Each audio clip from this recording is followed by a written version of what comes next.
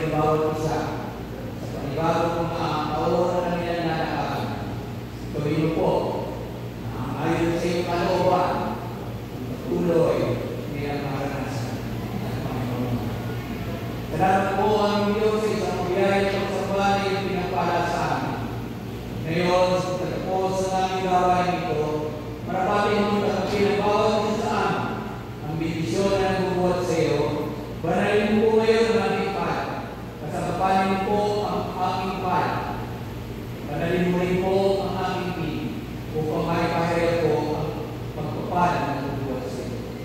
Mga kapatid ko, sa pangalan ng Panginoon, tanggapin niyo ngayon ang bilang mamalo ng pag-ibig ng ating Diyos at kapangyarihan sa lahat. Ang biyaya at patuloy ng pagliligtas ng ating Panginoon sa Kristo.